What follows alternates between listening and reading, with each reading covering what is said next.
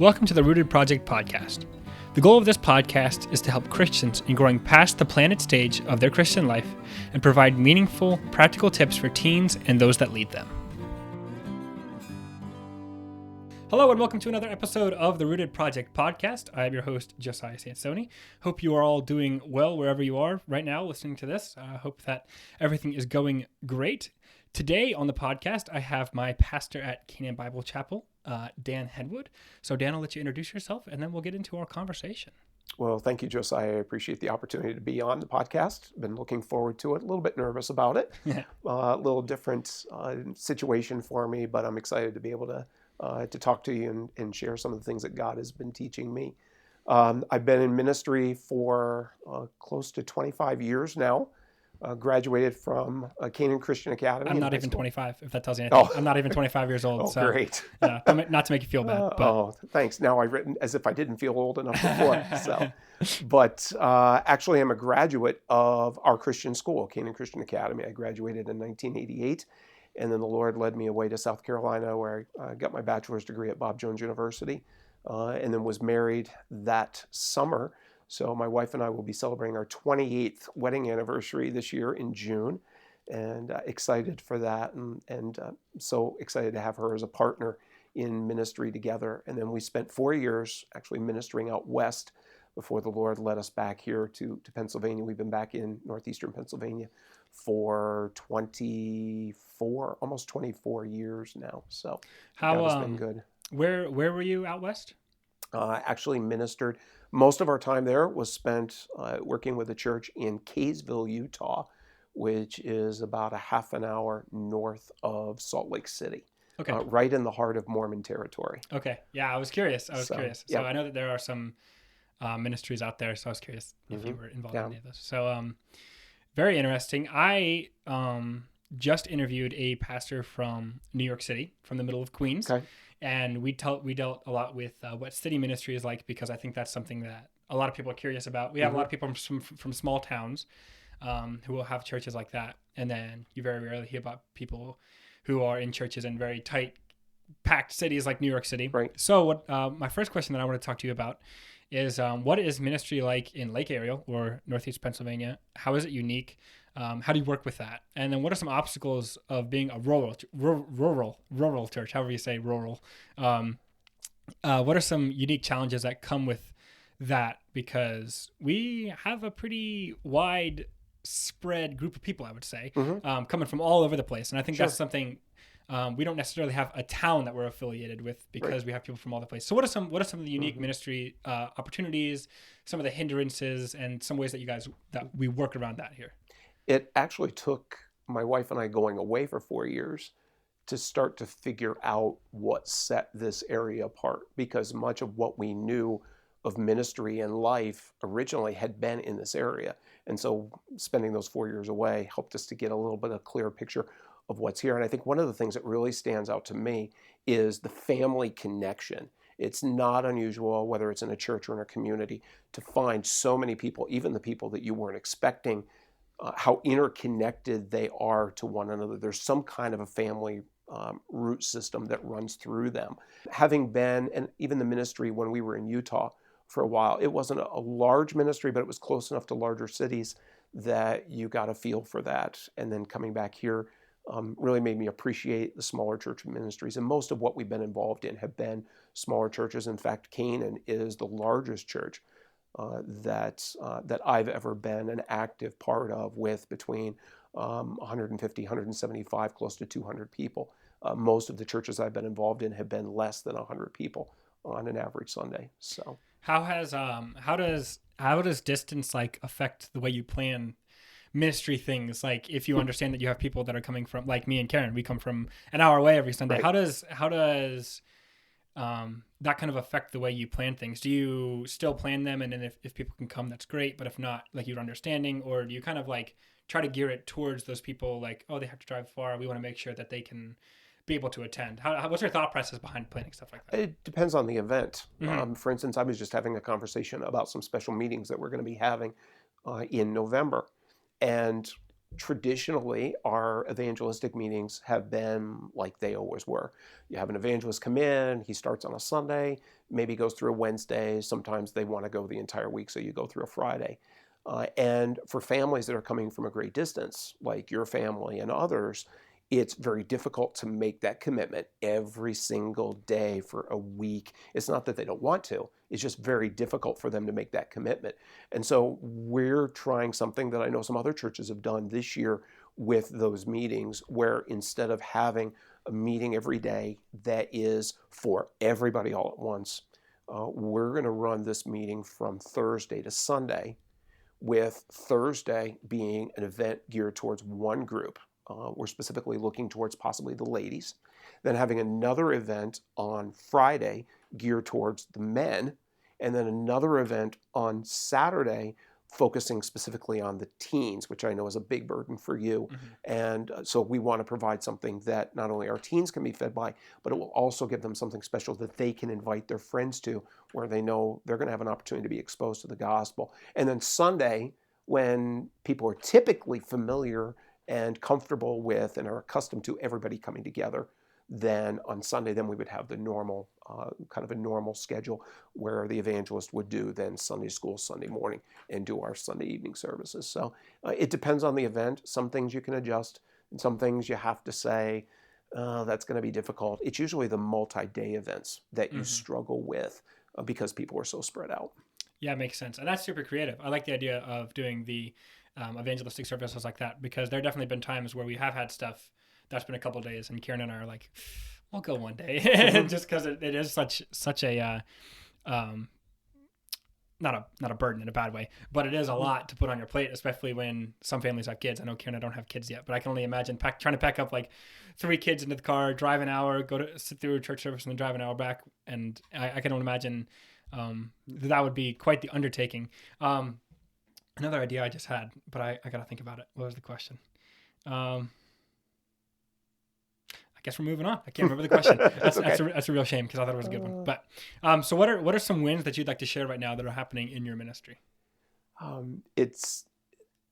find it funny that I'm actually saying this, but the pandemic has actually, what originally looked like it was going to be a major defeat because so many things were shut down, actually is turning into something incredible. And I'm not surprised, because of how great our God is and the sovereignty, and knowing He has a purpose behind all of this. And I think a lot of purposes behind all of this. And one of the things that I've been encouraged by, and one of the victories that we've experienced, is there have been some people in our community that we've been burdened for, that we've been praying for. I'm thinking of my wife and I in particular, but I know others in our church family have been burdened for and have been praying for, about getting them plugged into church, exposing them to the gospel. We've had personal conversations with them. Usually they're conversations that can't last more than 2 or 3 minutes, because they're in a doctor's office or they're in a grocery store. But we have found that many of those people have been open to accessing us online, because we are online, and because people are clamoring for a sense of peace and a sense of hope, and because of the connection they already have with us or with somebody in the church, and because they don't feel like they're making a major commitment. In most cases, they don't even think that anybody even knows that they're there. They can kind of slip in, hear what's going on, and then leave, maybe draw something from it. And to know that there are people that we've been praying for, that I know for a fact, either because they've told us, or we have other ways of knowing that they've been watching some of our services online. We know that they're being exposed to the gospel, and that's really exciting. In fact, right after the very first Sunday of the quarantine, and we're all still trying to figure out how we're doing this and how to improve it so that we can reach people, Pastor Nick and I had a casual conversation. We were texting back and forth, and he said, "Do you realize that this past Sunday, this first Sunday of the quarantine, perhaps more people in all of human history heard the gospel on the same day than ever before, because they're looking for something, and more churches than ever before are now online." And it really has opened up some great doors of opportunities And I can't wait for us to get back together again, not just because I miss the fellowship, but I'm looking forward to getting back together again because I want to hear more of those stories, because I think there are more of them that are out there. Yeah, I think being able to look at everything that's happening as an evangelistic tool, as a purpose, can greatly not only affect how we do church afterwards, but how our walk with God looks, just in the willingness to be a witness, maybe a little bit more, because it's a time where it's like, before you wouldn't want to share it because maybe you're nervous, or maybe you don't know how this person's going to view it, or you don't know if they're really open. But now is a time where like a lot of views are being shared, and if you have a good testimony and you're willing to put the gospel out there, you could certainly affect a lot more people than you could before because of it. And I think that that needs to be a viewpoint a lot of pastors and Christians in general need to have, is that, hey, like, this was for a purpose and we can do something about it. So that's super encouraging. And I love, Nick told me that too. And Nick, that the more people heard the gospel probably that day than had ever heard it before in human history. And that's an encouraging thing to think about too. It also changes the way that you approach your preparation for a message when you know that you're going to be standing in front of a group of people. And we've already been audio recording our services, but we've never done any live streaming up to this point. When you're preparing, you kind of have an idea of who's going to be there. You know who's going to hear the message. And not that you're trying to tailor your messages so that you're going after one person or one particular thing, but you at least know how to speak to certain items, or well, there's certain items maybe that we don't have to address.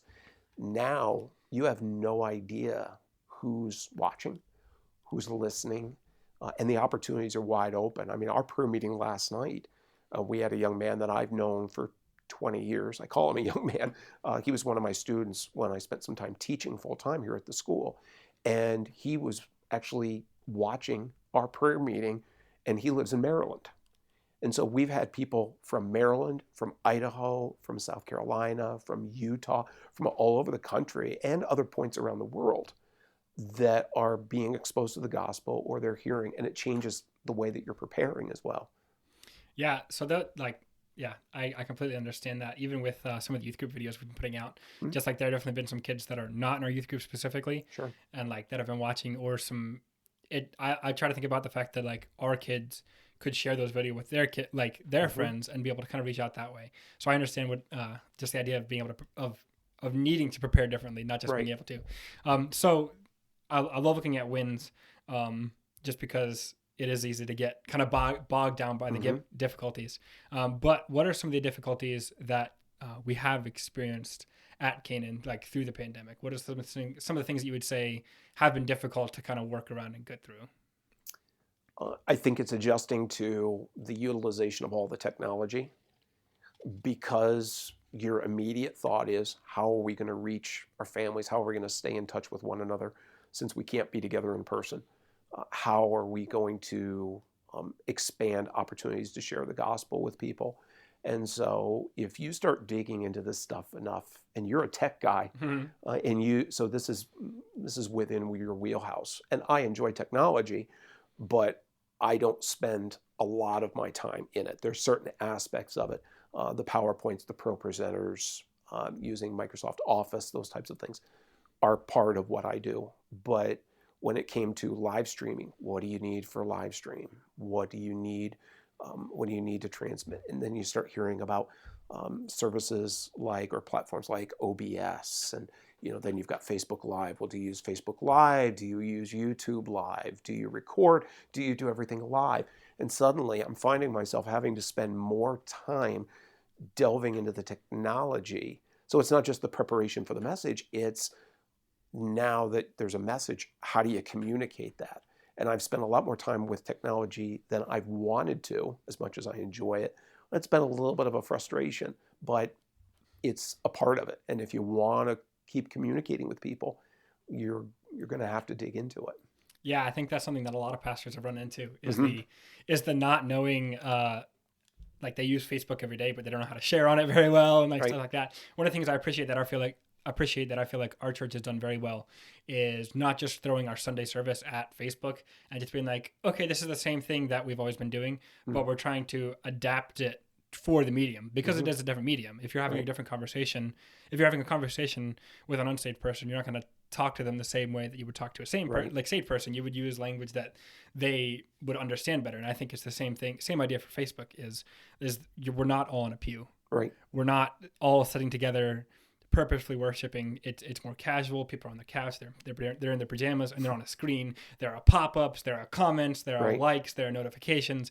And it's a different medium. So I really appreciate the way that we have been trying to adapt, not change the message. The message doesn't change. Scripture doesn't change, but kind of adapt the message for our Facebook with our teens videos that me and Nick have been doing, and then with the way that we've been doing our Sunday mornings, and then the stuff we've been doing for the kids. Like, I think that's a great way to use what we have and be able to be purposeful, because a lot of it comes down to being purposeful and not just kind of letting things happen. Sure. So I think that while that's been a difficulty, it's again showed us a blessing and a win of how we can be using stuff like that better. So one of the ways, kind of in that realm of things, you talked a lot about missing the music side of church, and I understand that. And what are some ways that we've been trying to implement it back, and what are some other ways that you would like to try, like in the future? I realize that music isn't necessarily everybody's niche. It's not in their wheelhouse. I grew up in a musical family. My mother played piano and organ and the accordion. My father played trumpet and trombone, even with severe asthma.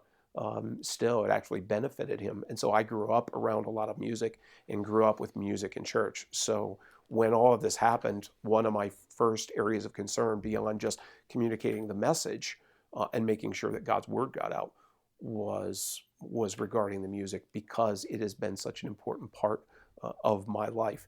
We tried something initially that didn't work out so well, just with having, something playing on the side. And this is where the technology came in. It sounds one way when you're in person, but then when it comes over the technology, you're like, oh, that did not work well. And in this vein, one of the things I'm very grateful for are a number of publishing houses that have agreed to let their music be utilized for free during live stream services. And so publishers like Churchworks Media or James Kurtz, who is a musician who does a lot of accompaniment music and so forth, and arrangements, gave permission for his music to be used without having to pay for the use of it. The Wilds was very gracious in allowing us to do that. And so some of the initial steps that we did were utilizing the Wilds music, creating lyric videos, and then incorporating them into the service, playing it throughout the service. And then recently, we've made it a more personal thing by having some of our musicians come in, our pianists come in. I know you recorded one for today for this coming Sunday, where they would come in, we would record them playing a piano piece, and then we'll incorporate that into the video that's shared on Sunday. I would love to, I think the next step, depending on how long things continue, and we still don't have a clear picture of how long that's going to be, is personalizing it even more, and not just having the instrumental music, but actually having some music with words as well, and not just recorded, but having small groups like solos, quartets, mixed quartets, men's, ladies groups, who would be able to come in. We could still fit within the limitations that we're being asked to uphold right now, and yet that personalizes it even more, because it's not just an outside group ministering to us; it's our own church family ministering to us as well, and I think that's really important. Yeah, I've seen a lot of churches implement that in a few different ways, especially even during like when everything was super strict and we weren't like really supposed to leaving at all.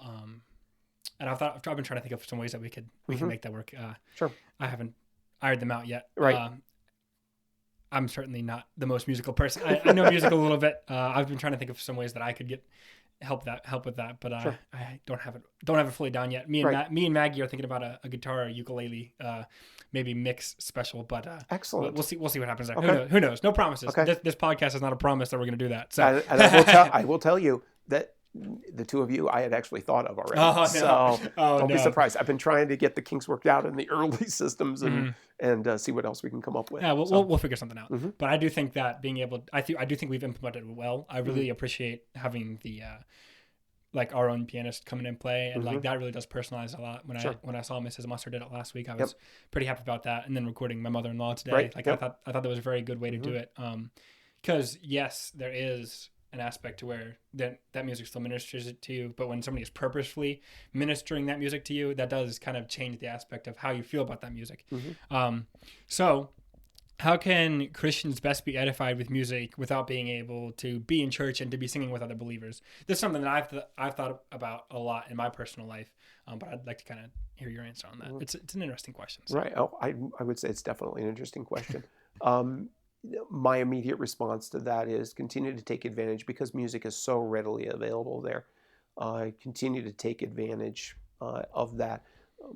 I would also encourage, because so much of what is available out there in recorded form is by intention, it's more performance based. I would also encourage, if you don't have a copy of a hymn book or available to you, there's plenty of that type of music and that type of content that's available online, and to make that a part of your daily devotions, because it compels you to focus on the words, not on the tune.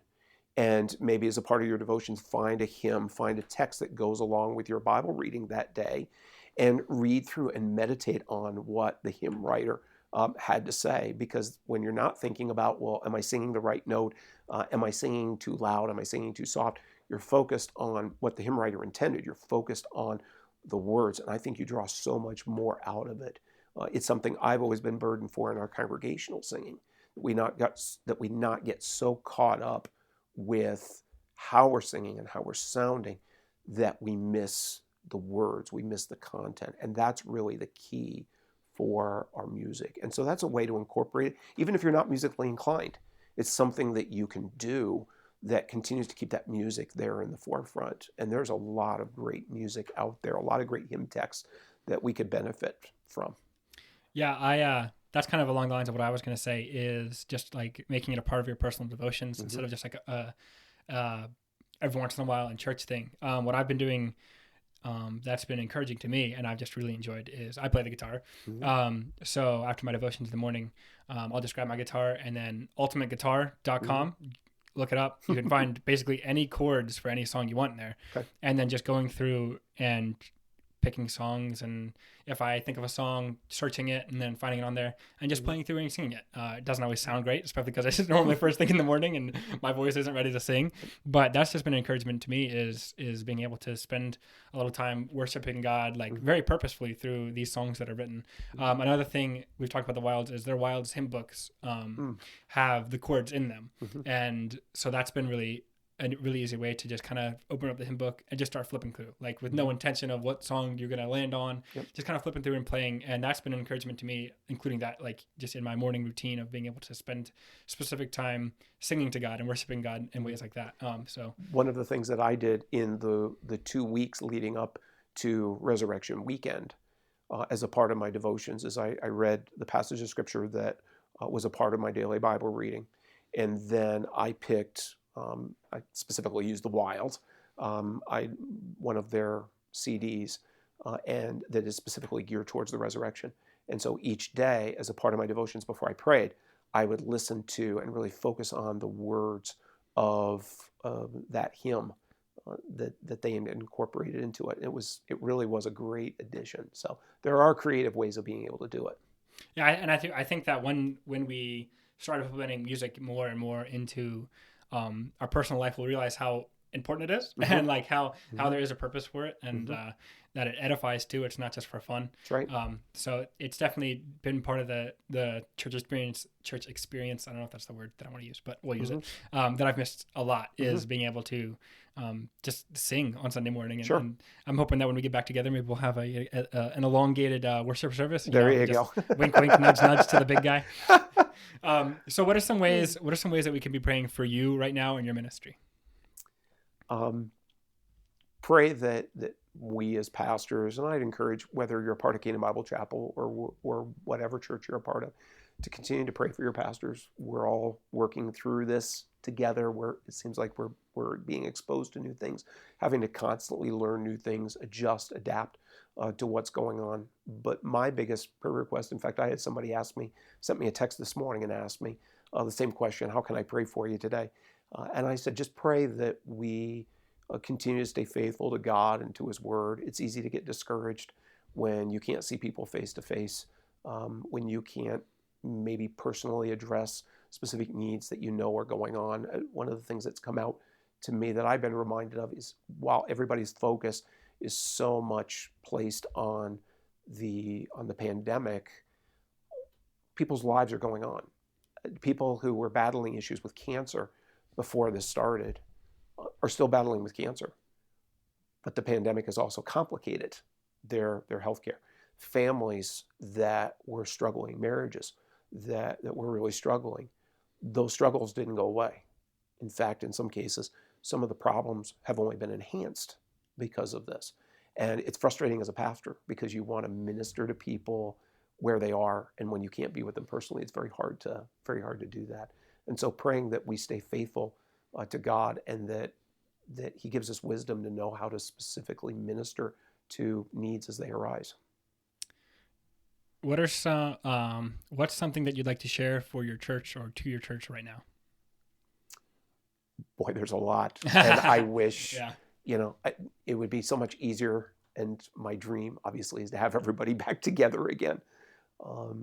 But just to remind them that we're here for them, that we love them, and even though we can't see them in person, we're praying for them, and we want to support them in any way that we possibly can, and that we're continuing to try to minister God's word to them. And so take advantage of the opportunities, take advantage of prayer meeting on Wednesday nights at 6:30 on our Facebook Live, take advantage of the Sunday services, take advantage of the other services that are available out there as well. Continue being fed by God and His Word. And then one of the things that's come out of this, one of the new things that we've done, was our blog as well, and it's a part of our website. We're utilizing the website in more creative ways than we've ever done it before, with incorporation of the videos and now the blog. And every Tuesday morning and every Thursday morning, there's a new post there. Pastor Nick shares on Tuesday morning, and then on Thursday morning. Sometimes it's a devotional. Sometimes it's just, these are the things that we're learning. These are the struggles that we're having along with everybody else. My blog post, my most recent one, was actually about my frustration with technology and just the fact that you feel like you're in front of a screen so much. And that can take its toll when you're constantly being exposed to the screens and to the technology, and the importance as a Christian of finding time to step away from that, whether it's, throughout the day, or whether it's taking a day and saying, today, no screens. Today, I'm just going to focus on something else. Karen and I are doing that Saturday. Yeah. Are you? Good. Yeah. Good. So I completely understand. Yeah. So thank you so much for joining me and taking the time to have this conversation. It's been a lot of fun. So if you enjoyed this episode of the Rooted Project podcast, you can follow us anywhere you listen to your podcast, whether that's Apple, Spotify, Anchor. We put these videos up on YouTube as well. We'd appreciate it if you take the time to subscribe. And if you're on YouTube, let us know, interact with us on the comments and stuff like that. If you can follow me on Instagram and Twitter at @SaiSansoni. I messed up my own Instagram handle for updates on stuff and interact on other topics. Thank you so much for listening. This has been The Rooted Project, and we will see you in the next one.